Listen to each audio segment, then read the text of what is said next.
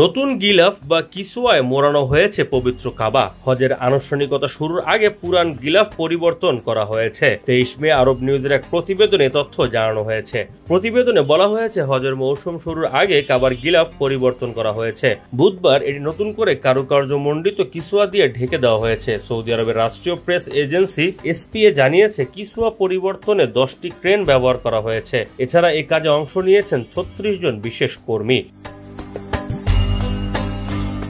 পবিত্র কাবার কিসওয়ার প্রস্থ 2.5 মিটার এবং দৈর্ঘ্য 54 মিটার। প্রতিবেদনে বলা হয়েছে কাবার গিলাফ কয়েক ধাপে উত্তোলন করা হয়। এটি হজ যাত্রীদের কাবা প্রদক্ষিণের সময় কাবাকে ক্ষতিগ্রস্ত এবং ময়লা থেকে রক্ষা করে। প্রতি বছর হজের আগে গিলাফ বা কিসওয়ায় পরিবর্তন করা হয়। পবিত্র কাবার গিলাফ পরিবর্তন ঐতিহাসিক পরম্পরা। আগে হজের দিন এটি পরিবর্তন করার রীতি ছিল, তবে বর্তমানে 1 মুহররম হিজরি নববর্ষের প্রথম প্রহরে করা হয়ে থাকে। বিশেষভাবে তৈরি এই গিলাফে প্রতি মিটারে 10 ধাপে 9900 সুতা লাগানো হয়। গিলাফের বাইরের কালো কাপড়ে স্বর্ণমণ্ডিত রেশম সুতা দিয়ে ক্যালিগ্রাফি করেন দক্ষ কারিগররা। এরপর ঝরনিক কালি দিয়ে প্রথমে কাপড়ে ক্যালিগ্রাফ আউটলাইন দেওয়া হয়। পরে কারিগরদের দক্ষ হাতের ছোঁয়ায় হরফের ভেতর রেশম সুতার মোটা লাইন বসিয়ে স্বর্ণের সুতা দিয়ে বিশেষ পদ্ধতিতে হরফ ফুটিয়ে তোলা হয়। মক্কার উন্মুজ্জুদ এলাকায় বিশেষ কারখানায় কাবা শরীফের গিলাফ নির্মাণের প্রয়োজনীয় সরঞ্জাম তৈরি করা হয়।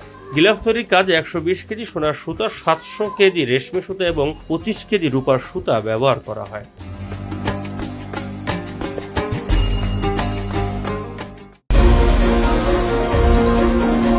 ফ্রান্স পেডি নিউজ 24, সত্য প্রকাশে আপোষহীন।